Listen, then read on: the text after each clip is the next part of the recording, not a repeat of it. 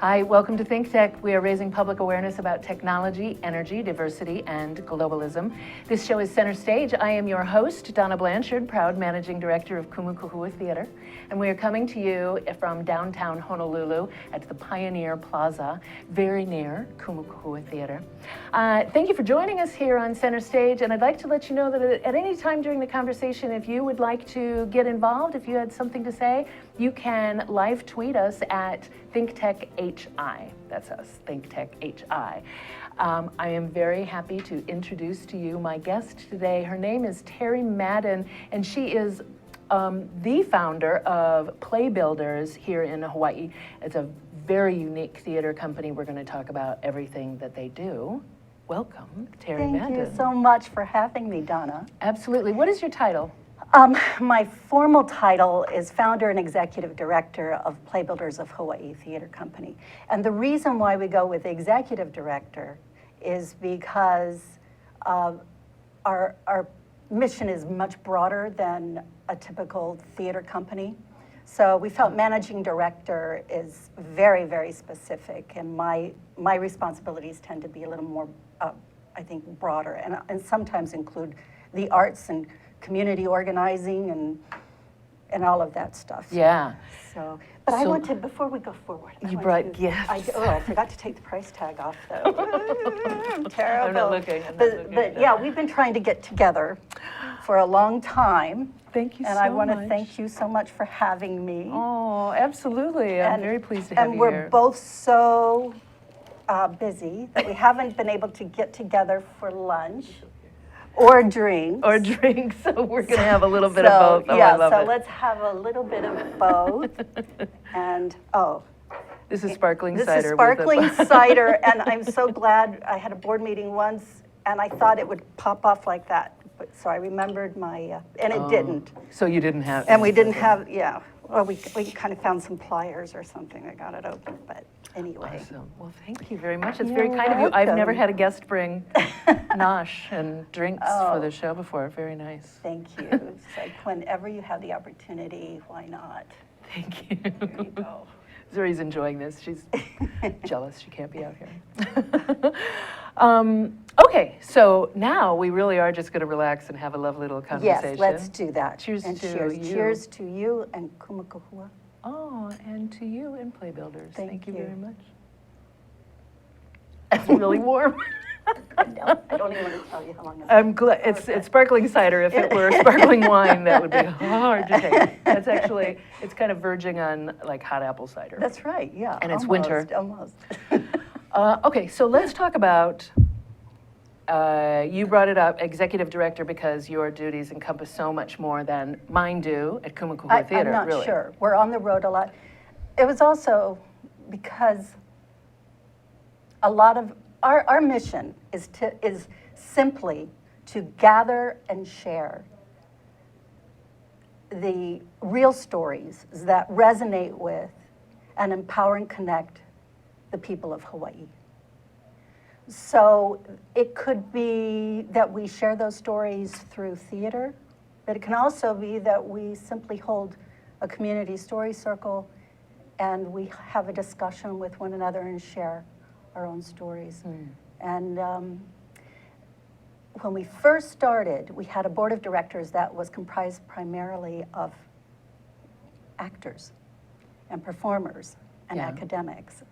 I understand in theater companies that is not an unusual way to begin, but we found that there could be some conflicts just in the very nature of what people want to do as artists and what the company's mission was. So we have a wonderful board director. Her name is Donna Prather. Before she retired, she was executive director of the Atherton YMCA. So she brought with her a ton of knowledge. And the one thing she wanted to make sure is that everyone, that there's no question as to who has is responsible for the daily operations of PlayBuilders and that our mission must be adhered to. And so you really do need to have one person, and that may be similar to what you do. But we have to make sure we meet that, our mission. Right. Yes, absolutely. And especially when you're moving to a board of directors that is not just, even when it is artists. I know a lot of theaters have a difficult time moving to a board that is going to be more governance and fundraising focused. Right. There is concern that the art will change when you Right. remove the artists from the boardroom. When the fact is, the mission should answer all of your questions. Absolutely. So you make sure you have a good, strong mission statement, and that everyone's duties begin with adhering to the mission statement. Absolutely. Everything that we do is for that purpose. So, and it's, so we've gotten there. In fact, last year, it's taken us a couple years. We're only 5 years old. Yeah. In fact, I started PlayBuilders just as you were coming on board Kumukuhua. Yeah. So I've been watching you from a distance, seeing how much you've accomplished. And it's kind of fun to see the changes that have taken place at Kumu at the same time, because I think our missions actually are very similar. It's just we are on the road probably more than you Yeah. are. Well, let's back up a little bit, because the way in which you create your shows is far different from ours. Right. Kumu supports playwrights, and occasionally, I mean, it started off being focused on the playwrights. Right. We want to be a theater that supports local playwrights so that those plays are being written. Right. And occasionally we will commission a playwright with a specific idea in mind, but usually it is up to them where they want to go, and they're everything from, you know, a story about Robert Wilcox to one of Eric Yokomori's, you know, I know. absurdist, surrealist I know, pieces. beautiful. Yeah. Beautiful work. So we're all across the board with that focus on it's by and or about people here is really Right. the crux of it. And then we support everything around that, educating audiences Right. and the artists involved. But you are really involving the community. Right. So I would say instead of playwright-centric, we are community-centric. And the playwright, we usually have a playwright assigned to whatever project we're working on. For an example, I'm the playwright assigned for Fostering Ohana, which we're currently working on. And, but for me, the play is being devised for our company for Fostering Ohana right now. We have former foster youth coming in. We also have members who are foster mothers and siblings. We have one that's a sibling of a foster family who was born after foster children came in. So we have all these different perspectives, and sometimes we hold story circles right in the rehearsal, as we did on Sunday. And we just listen to one another, and that was such a fun game. We had the circle. Then I said, those of you who are directly involved with foster care, please raise your hand. So we did. And then those of you who have nothing to do with foster care, please raise your hand.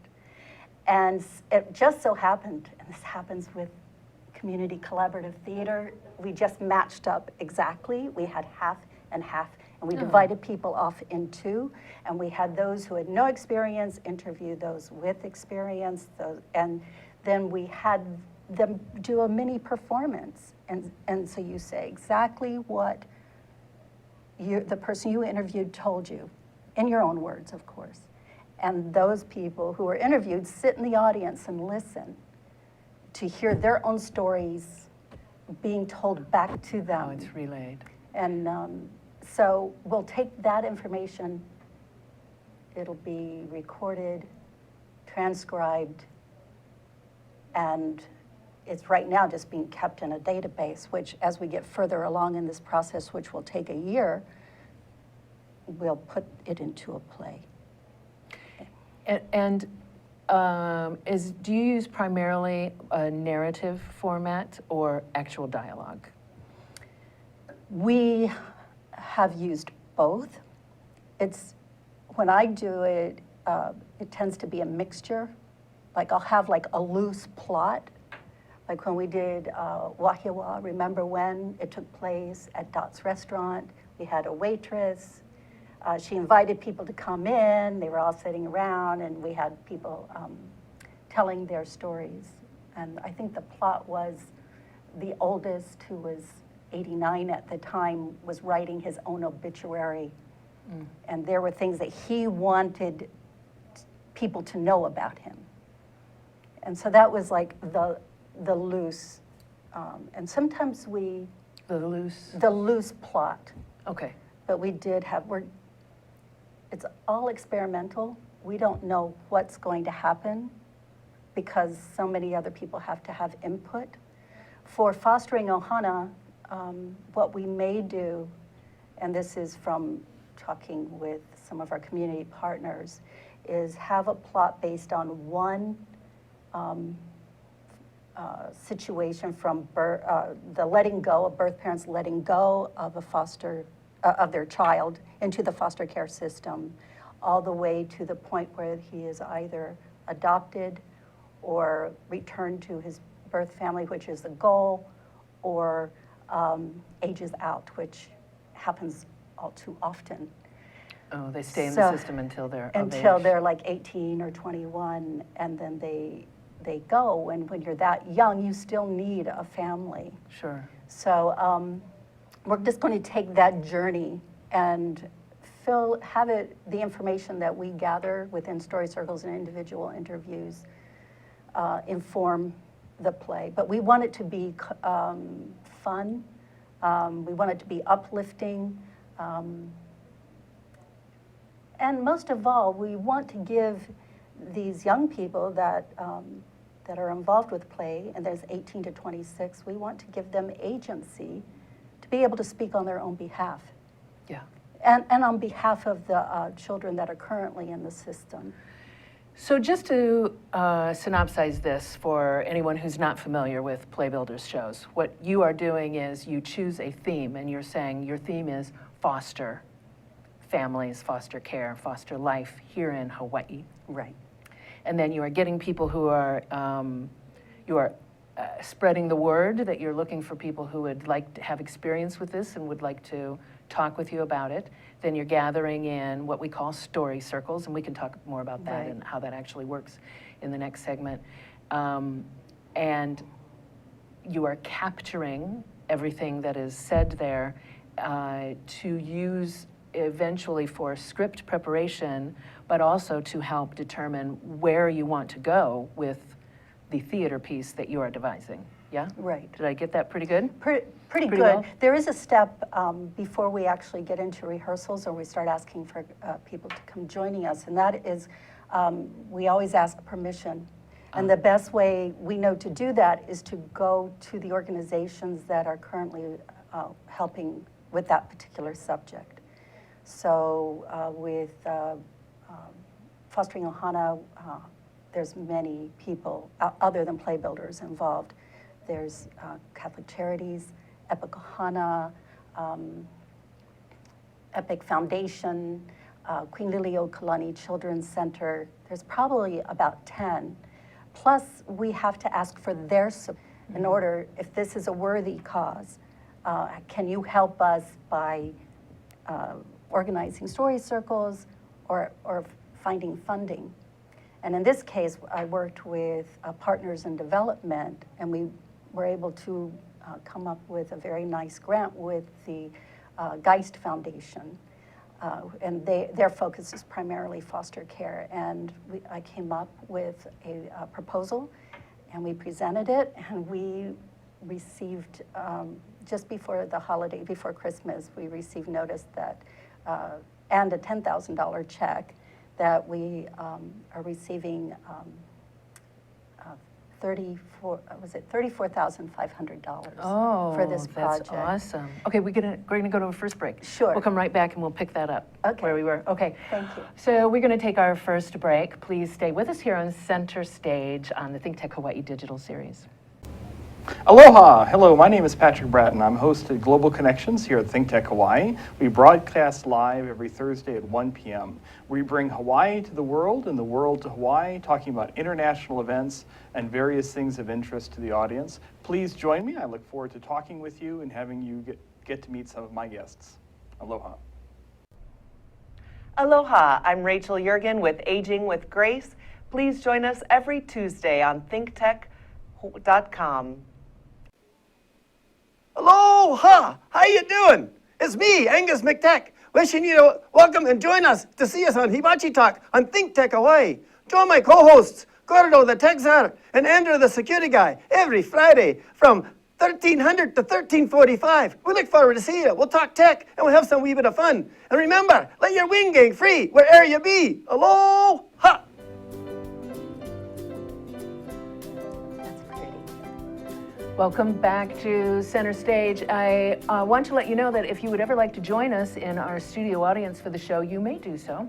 Just contact Jay at thinktechhawaii.com.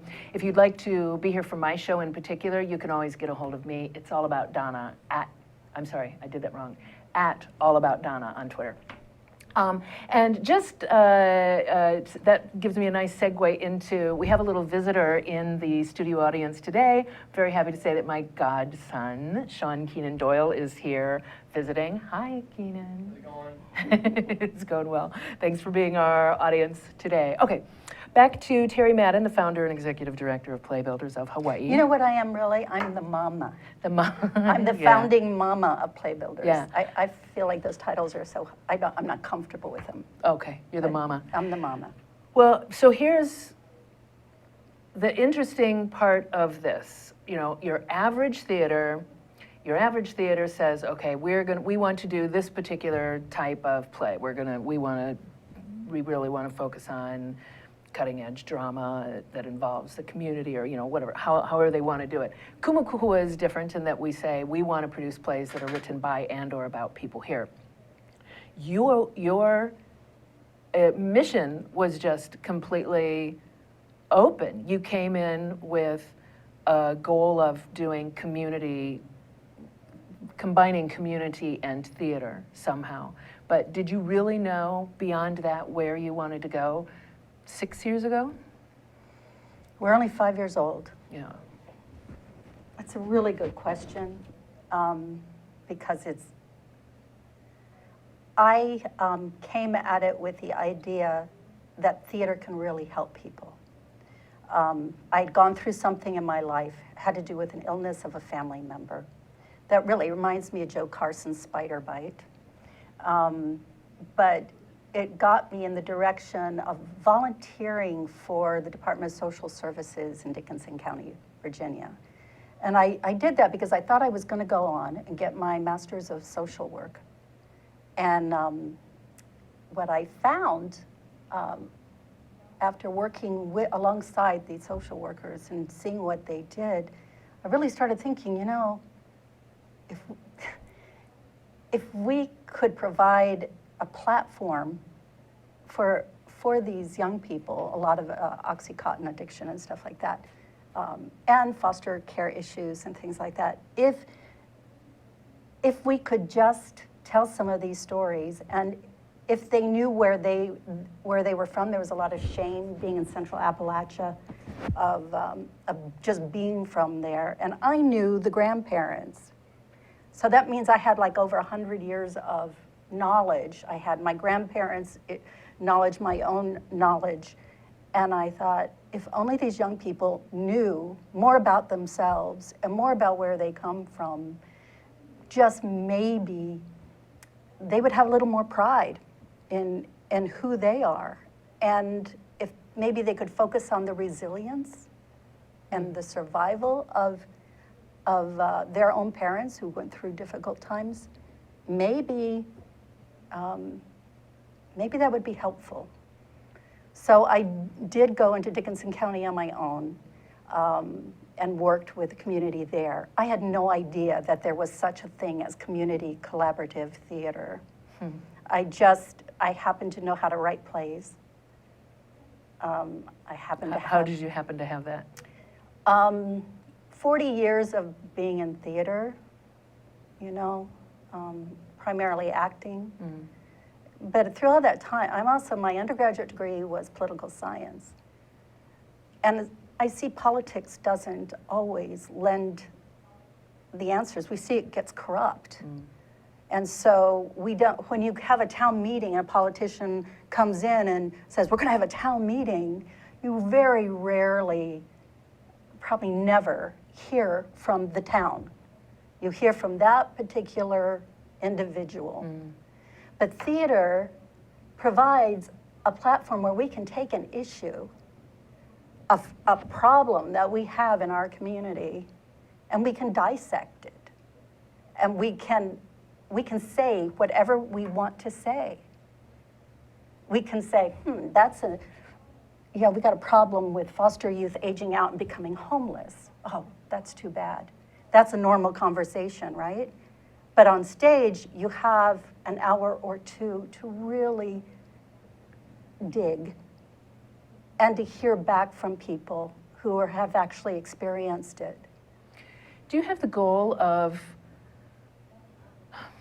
is your goal more to tell the story, or will you also seek the goal of getting something done about it? Changing minds? I'm not sure, like I know at this point we've only had 3 rehearsals, and I know very little myself about what needs to be done. I don't come in with the hope that this is going to, I know it does change people's minds. Like when we did Houseless in Paradise, that's what I kept hearing is, oh boy, this issue is so much more complicated than I thought it was. I'm never going to look at someone laying in the street again in the same way. So in that way, I guess that changes one person's mind. But what I hope is that it will ignite a spark within that community we're engaging with. Because it's we are creating, we're stirring things up. And so that spark can create, and I see it all the time, like in Waipahu recently. They are starting a television show on Olelo about sharing stories. Oh. And yeah, the Waipahu Community Coalition is looking at how maybe art can improve their community. So to me, that's all you can hope for. And it's like a little snowball that it just sort of gets bigger, and you may see a huge snowman and you don't realize that little snowflake you donated to it is in there. It's a little spark. But sometimes, yeah, you do see that. So I'm going to back up just a little bit and talk about Jo. Jo Carson, who is the woman that Right. we have in common, crazy. We come to the middle of the Pacific Ocean and found each other pretty quickly here and realized that we had her in common. And I've talked about her several times on the show, but for those who haven't heard me say this before, Jo's book, Spider Speculations, is the first one that I read. She was a really amazing woman who traveled around the country and would go into towns. Either theaters or community groups would bring her in, and she would gather stories from the community and take those pieces and very skillfully weave them into plays. They were usually musicals. They usually involved a lot of narrative. So, and she wrote them specifically so that your average person off the street who had no experience on a stage could come on this stage and tell the stories. And then she always had roles in there that were better if you got some people who had some acting experience. And she would write sometimes based on the talent that the town had, and then bring in professional directors and designers to work on those shows. And it changed lives. And not only Colquitt, Georgia is the town that always comes to mind, because this was a town that was ready to shut down. They had terrible brain drain. Their entire town square. Did you ever go there? I have not. I've been there. Oh my God. It was so cool. I saw swamp gravy there.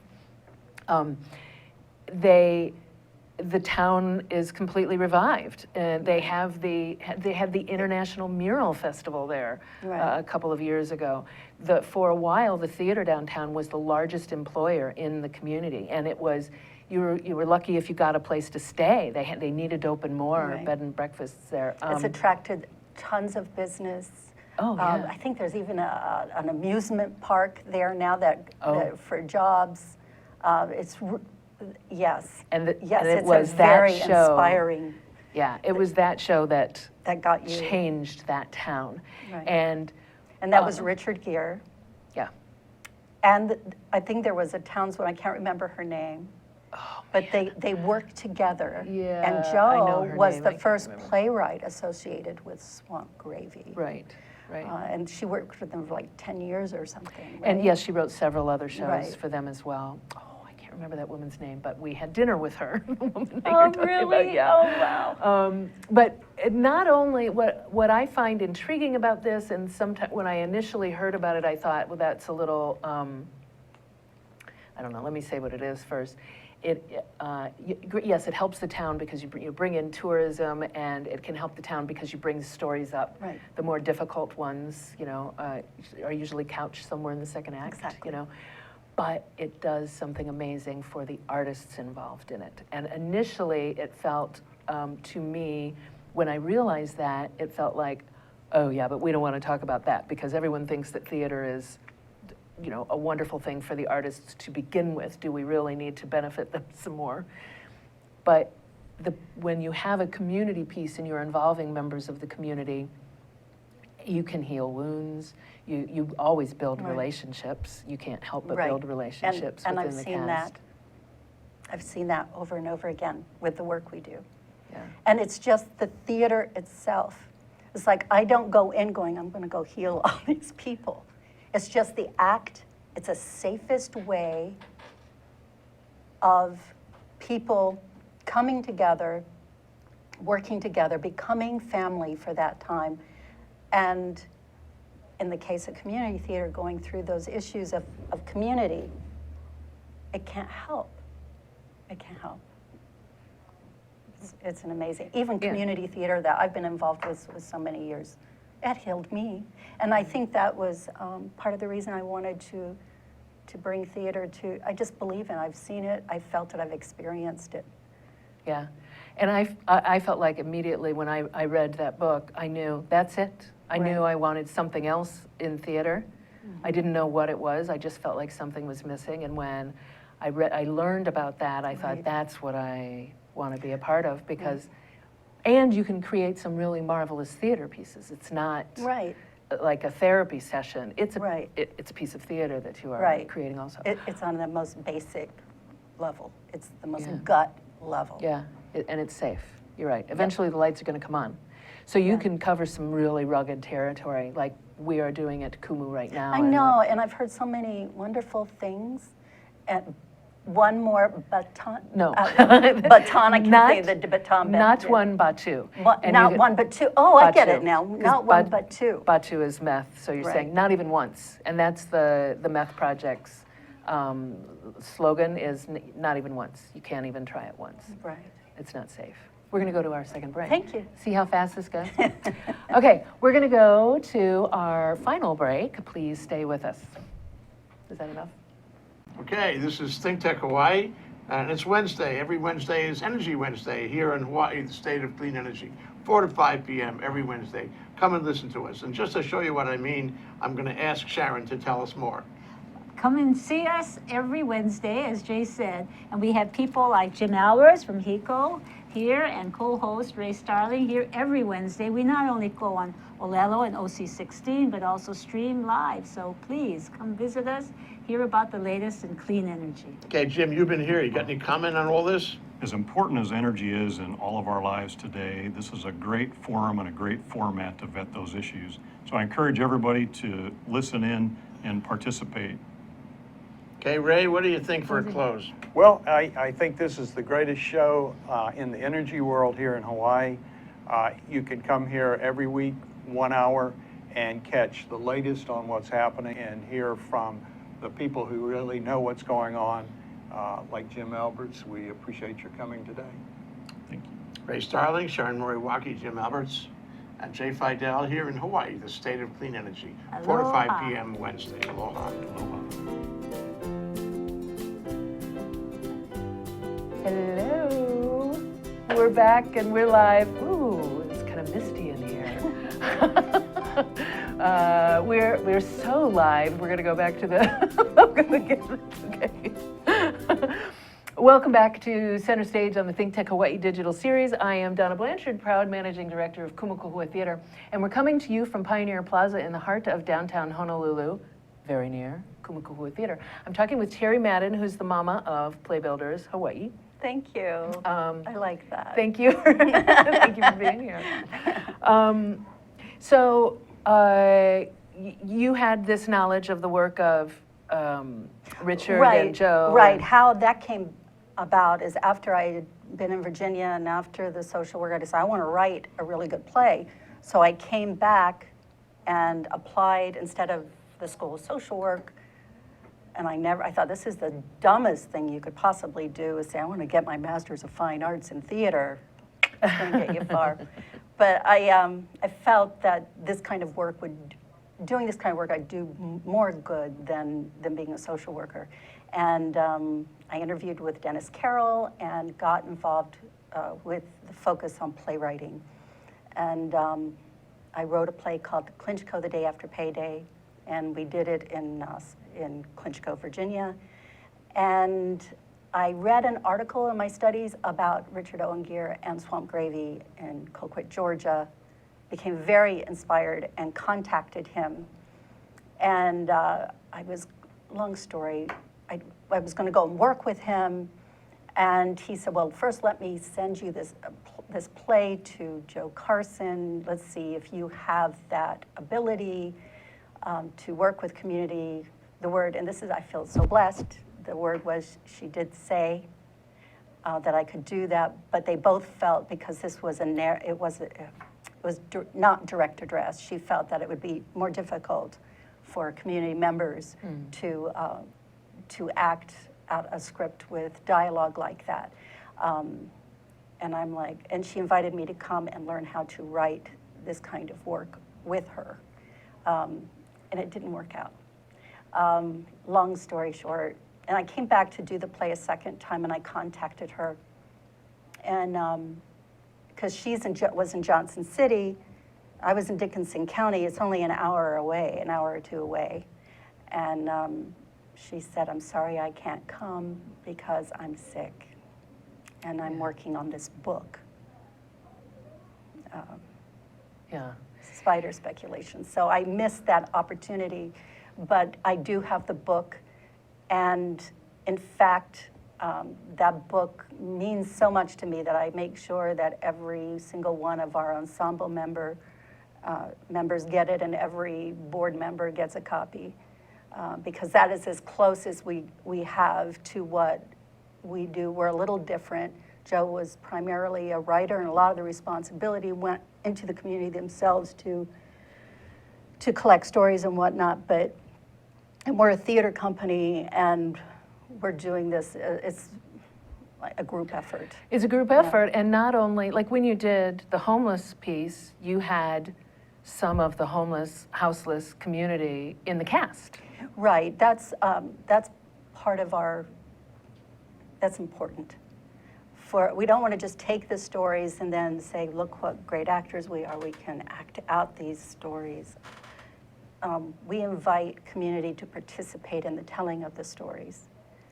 And sometimes that's not so easy. Right now we're having difficulty finding former foster youth ready to take a chance with us. We only have about 2 right now, but it's a year-long process putting this play together. So we work on that, but yes, side by side we have we call them, the experienced actors are people that we have actually trained to work with community.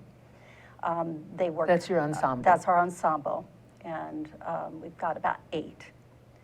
And then we invite community to come in and participate. For Fostering Ohana, we're actually teaching former foster youth how to act. We're using Chekhov. Michael Chekhov, okay, yes. Yeah, we're using that format, and to the actor. We also feel that is the safest, and we also have Becky McGarvey teaching dance. So we meet once a week for a year on Sundays at the Arts at Mark's Garage. And and it's an amazing opportunity, but I think it's going to take a while for us to gain some trust, and that's always the big issue. But we always invite them to come. With Houseless in Paradise, we start off with 12 people who had experienced homeless or were homeless at the time. By the end, we only had one one remaining. So your ensemble members. So our ensemble members step in. What I'm very proud to say, it may sound like a failure when only one remains, but the way I started looking at it, I realized that for the time that they are with us, they are safe, they are engaged, they're having a good time. We're learning from them, they're learning from us. And yeah. But your Yeah. process, It requires your a process is lot. a product in itself, though. The learning how to, gaining that trust, and that process is, it's within your mission. Right. That is a product in itself, gaining that trust and having that, being able to receive that input and what you do with it, that is all fascinating. And Thank you. it's not just about, I've always said that theater is not just about the performance, it's about what happens when the curtain comes down. It's what you take Right. with you. It's the conversations that grow out of seeing a beautiful sculpture or an opera or a theater piece. Yours is even way further than that it is about someone who grew up in the foster system feeling that they could be able to tell that story, or maybe learning that they're not able to tell that story yet. Right. That's pretty amazing. But somebody else might be able to tell it for them with their permission. Yeah. So What an amazing ensemble. it's yeah, it My- is. My theory is that, here's the meaning of life, according to Donna Blanchard. You want to hear it? Yeah, You yeah, wanna hear yeah. it? Okay. I think that love and knowledge are the same thing, and the pursuit of that is the meaning of life. That if once you really know someone, once you really understand someone, you have to be able to say, oh yeah, I would do the same thing in your shoes, because that's humanity. If we had the same motivators, if we had the same background, and we're dropped into the same situation, oh yeah, I would do that too, no matter how despicable, whatever, that may be. Right. We relate to that. So the types of theater that we are doing, our show about, meth addiction, you realize that, yeah, if my mother was addicted to meth, if there were 4 generations of it in my family, I probably would be too. Right. I would have the same difficulty getting out of that world. And once you understand that, that sort of understanding is love, I think. And I think it is our human nature to understand at that level. And nothing can accomplish that like theater. Yeah, absolutely. You're absolutely right. That's the reason I didn't get into social work, the reason I didn't get into politics or law. I did get a little bit of law, but and I sold real estate and I was a mom. But the reason why, in my old age, I decided that yes, theater is for just the reason you stated. Yeah. So your company, we've got about 5 minutes left, so I want to make sure we say all of Okay. this. Your company produces 1 show a year, so you're working on producing one while you are writing the next one. Right. So our shows take about 2 years. So right now, we're working on 2 plays. One is Fostering Ohana, and the other one is what we're calling our Kapuna project. And I'm hoping, I have been flirting with Kumu about maybe having a partnership there. Yeah. Um, And but- Kapuna is elderly. Elderly, yeah, our seniors here on Oahu, and Mark Jarks is writing that. Next year we will do Fostering Ohana, for sure. The Kapuna project, I'm not sure yet when that will be. When we'll be getting that in. Right, right. So your company, your ensemble is 8 actors, yourself. Who else is involved? I would in say that? Mark Jarks is, and we also have people like our transcribers. We have 2 transcribers who transcribe. It's a lot of work. I consider them part of our ensemble as well. We have a stage manager. It's just a group of people who come together. And eventually, what I'm really, really hoping is that this group of people can become the artistic director, that they will make the choices. And it's very similar to what Cornerstone does.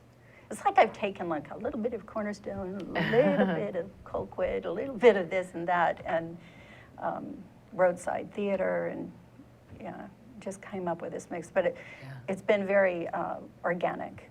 It's like the community has to tell you what they want and how they want to work. And you do not have a home, a physical home yourself. You're working with Mark's Garage, but you are able to take your shows to Dot's restaurant. You're Right, able to produce them. that was always part of the, is that we travel with the shows. We go to area parks sometimes, like with Houseless in Paradise, churches, the Arts at Mark's Garage, anywhere anybody will have us, basically. Someday, the dream I really would like to see us with a physical space in Chinatown so that people can come. I see the people on the streets and they're laying on the sidewalk and they're walking, and I'm like, why don't we have a place for them to come to do something? The arts, theater, that would be so healing, and they would find purpose in that. And you hear a rolling stone gathers no moss, or to push a rock. I'm sorry. Sisyphus? Are you thinking of Sisyphus? Yeah. Pushing the rock up the hill every day? Yeah, I don't know, but we're doing something wrong. And it's not just about providing a house for someone. I do, yeah, you are talking about Sisyphus, yeah. Yeah. There's so much more that needs to be involved in dealing with that houseless situation, and the drug problems. They go together. Absolutely. You're not giving anybody anything wholesome to do. Yeah, and mental illness. Right. And there are a lot of people who are homeless because of mental illness, but here in Hawaii, there are a lot of people here who are homeless because they lost their job. And they're going to potentially get into those other subcultures if we don't do something about the houseless situation. So you said if I talk in the camera. You can go right into camera too, it's to yours. the city and county of Honolulu. I've tried to call you a couple of times, but if you could give PlayBuilders a space in Chinatown or anywhere you have homeless people, we'll figure out a way to help them get off the streets. Thank you. Awesome.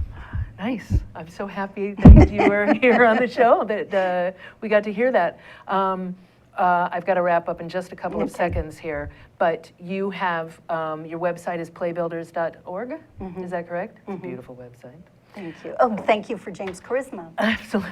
Yeah, he's wonderful. Yeah, he's good. Yeah. So people can go there to get information about how to get involved, how to see the shows certainly, but how to get involved in what you're doing, which I think is the real benefit, if you can, on any level, both of the theater that we both produce, on any level is helpful, but if you can get involved, that's where it will really start turning the Thank you for that. wheel. Yeah, Absolutely.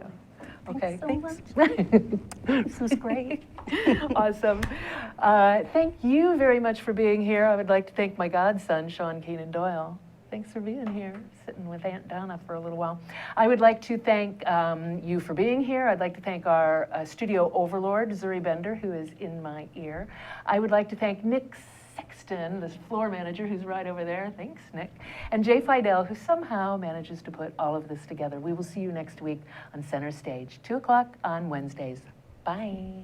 Bye. Thank you. Thank you for seeing me. Okay. I couldn't remember my I metaphor. know.